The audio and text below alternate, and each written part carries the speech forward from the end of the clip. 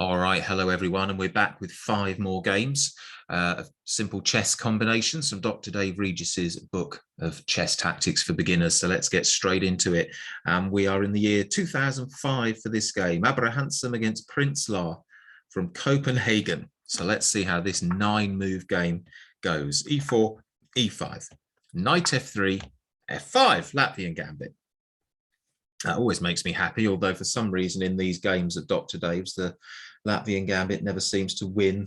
Well, oh well, never mind. I'll try to get over it. Knight takes E5, Queen to F6, D4. This is a main line of Latvian Gambit so far. D6, Knight to C4, Pawn takes E4, Knight to C3. Well, up to here, it's the mainline Latvian Gambit. The next move for black is meant to be Queen to G6, which kind of defends this pawn and puts an eye on this pawn. So the bishop, it can develop, but after bishop E2, Queen takes pawn, it all gets very, very messy. And yeah. So Queen to G6 is the best move, is the book move. Queen to F7 is played in our game. And white doesn't immediately decide to take this pawn, presumably because if knight takes pawn, there's a fork here.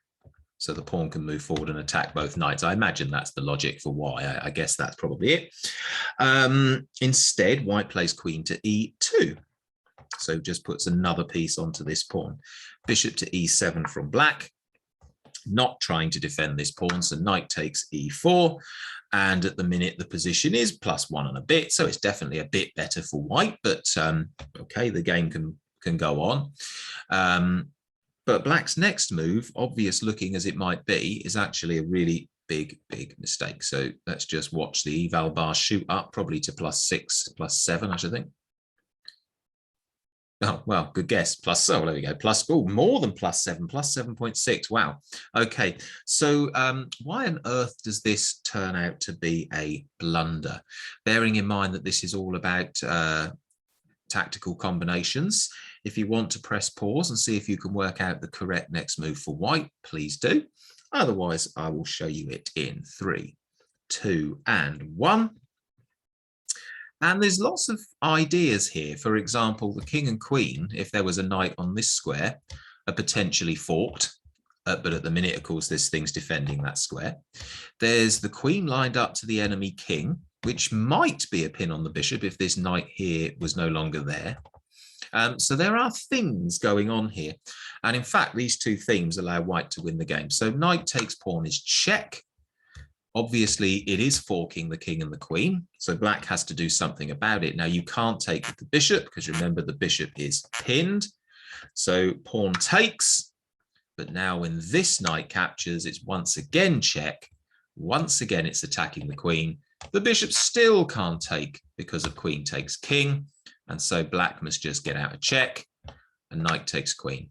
And obviously at that point, white is just considerably ahead. White has a queen and 3 pawns against 2 pieces. So white comfortably winning there.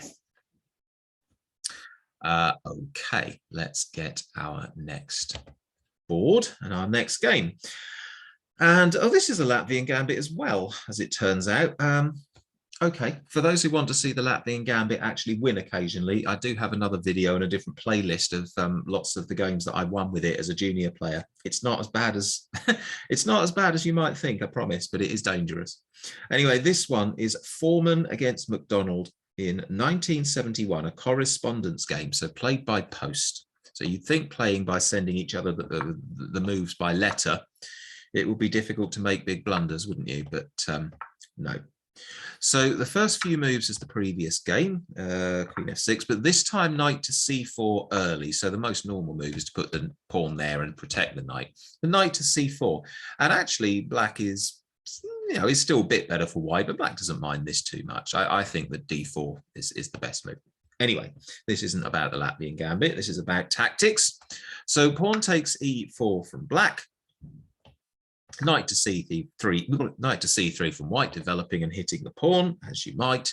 D6 from black. D3 from white. Pawn takes d3. Bishop takes d3. Okay, so white has a clear lead in development here, which is why the computer is liking white's position quite a lot. There's 3 pieces already out. The bishop is ready to go somewhere. The white's ready to castle. Okay, whereas all of black's army is still at home. So, and the king is stuck in the middle. So although the pieces and the material are level, white has just this huge advantage in development. And black's next move, bishop to f5. Now that has just jumped the eval bar to +5. So it's a big mistake. Looks quite natural, doesn't it? Just developing a bishop and it's defended. And yet it doesn't really work. If you'd like to have a go at finding the best move for white here, feel free. And there's all kinds of different tactical themes here, like undermining the defense of a piece. There's forks. There's just various things going on. Decoy. Well, have a go. Otherwise, I will carry on with this in 3, 2, and 1. And the move played in the game, knight to d5. And this does various things. The first thing is it's threatening knight takes pawn, which would be check and would be a fork, a double attack at the king and rook. It's also attacking the queen. So the queen is probably going to have to move. And if the queen moves somewhere that isn't protecting this bishop, well, then white has also still got the possibility of just taking the bishop. So what on earth can black do here? Well, black tries to gain some time with a check, with queen to e6.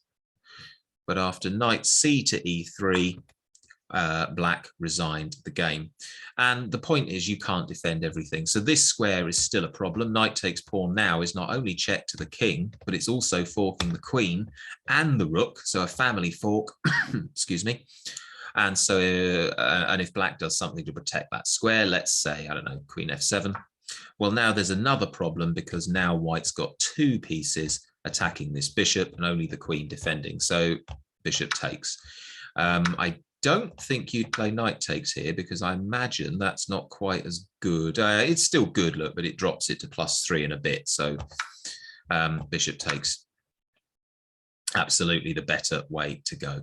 And yeah, at that point, of course, black's lost a piece. White is way ahead in development. Look at that, 3 nicely developed pieces and the king's ready to castle, 3 horrible pieces that aren't developed and the king's stuck in the middle. So yeah, ouch. That's 2 pretty crushing victories against the poor Latvian Gambit.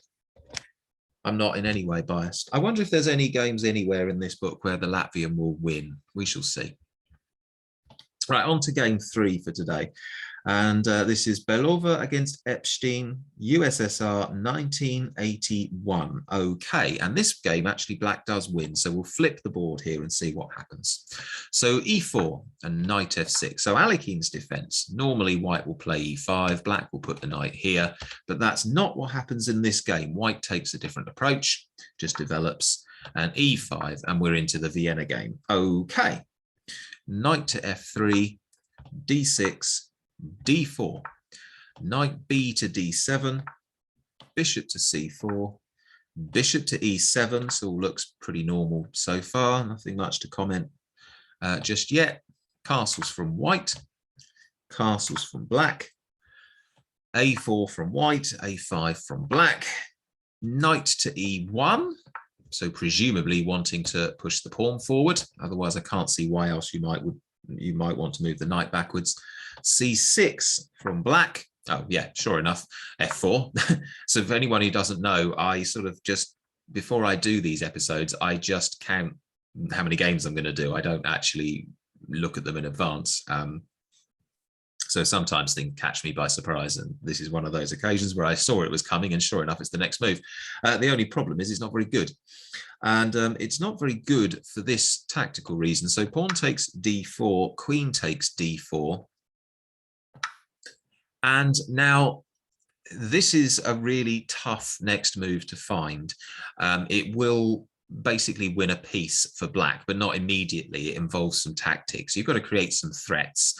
I'm going to give you a clue before I say pause the video. And the clue is the position of the queen and the king.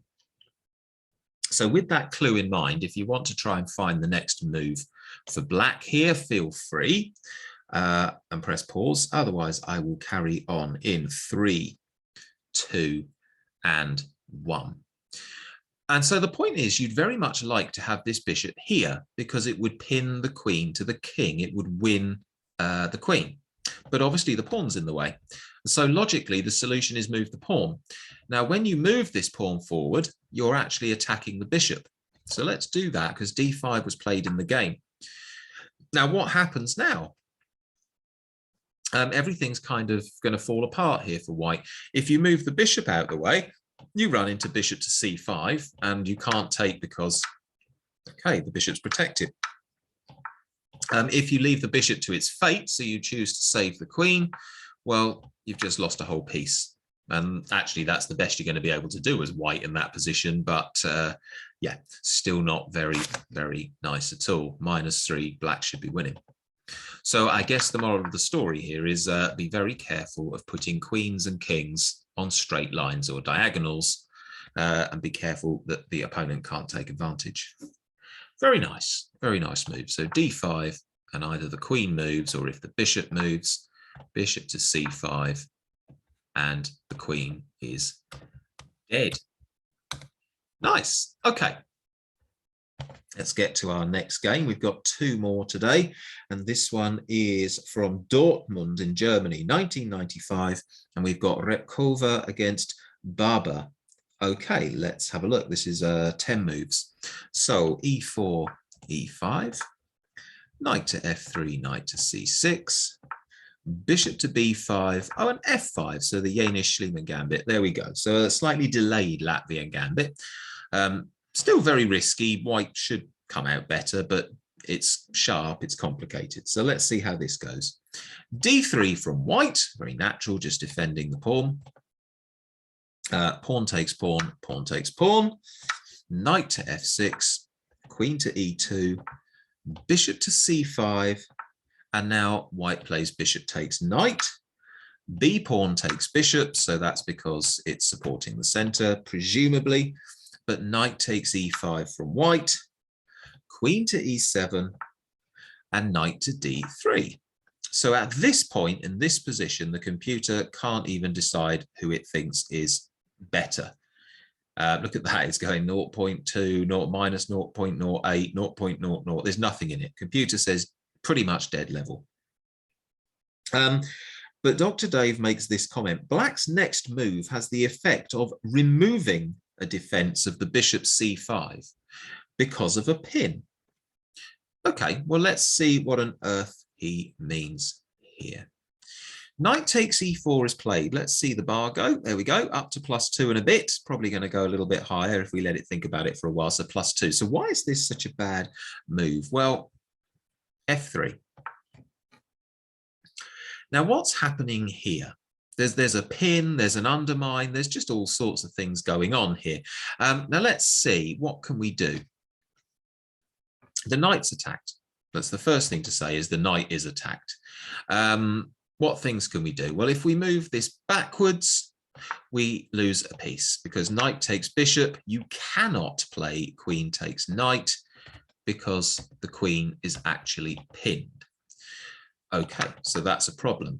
What else might you do? If you just move the bishop back so the knight's no longer attacking it, well, then white can just take, because takes, and white's very happy with life. And is there anything else you could do? You could try the queen check, but I would guess g3 simply stops this, because now it's not the queen that's pinned, it's the knight. So the usual move in this situation when you've got this would be knight takes, but you can't do it. See, the computer won't let me. And not only is your knight attacked, but now so's your queen. So you'd have to move back somewhere, save your queen, and then you've lost a piece again. So yeah, ouch, very, very nasty indeed. So f3, whoops. There we go. Something strange seemed to happen with the keyboard there here. Ouch. Yeah, nice. And so it's an undermine. And by the way, I'm sorry, I don't think I said if you just, did I say if you just move the knight? Yeah, the knight takes bishop and you can't recapture. I did say it. Yeah, I did say it. Going slowly insane here. Been a long week. All right, one more for this video. And this is Anderson against Hansen, Romo, 1975. And Dr. Davis called this game Cut Your Losses. Okay, well, let's see where we go. We'll turn the board the other way because black wins this one. So e4 and e5, knight to f3 and knight to c6, d4, so Scotch game. E takes d4, knight takes d4, bishop to c5. This is all pretty standard stuff so far.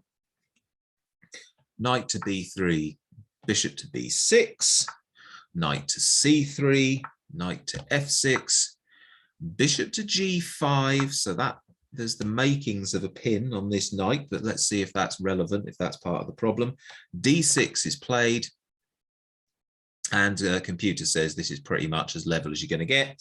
Knight to d5 from white. Okay, well, this is a mistake, as you can see, because now it's suddenly -2 and a bit. So this is an error, even though it's normally a good idea to attack a pinned piece a second time. In this particular situation, it doesn't work.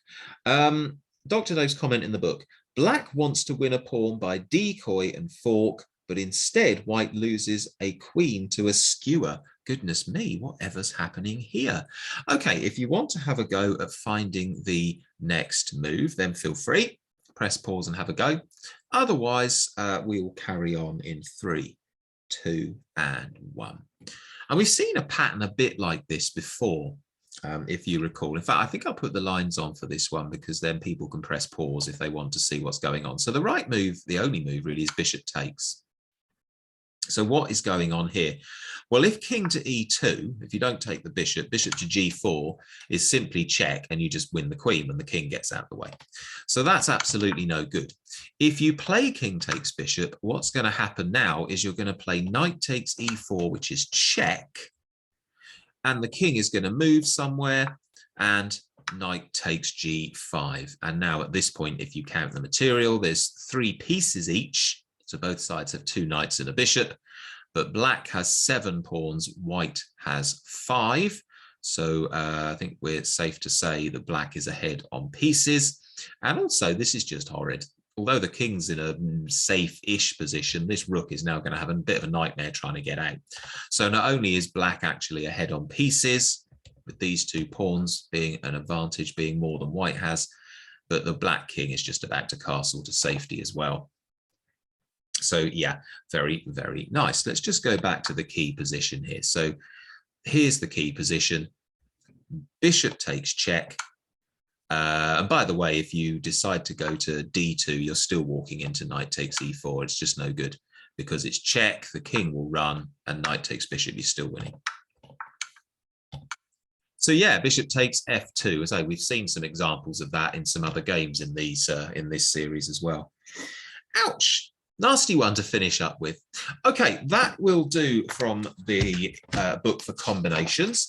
Our next section will be counting and calculating. So working out how many pieces are attacking and defending a particular square, I imagine, is what we're going to be going on to. So hope that was enjoyable and interesting and useful. And see you again next time for a few more quick games of chess. Thanks for watching.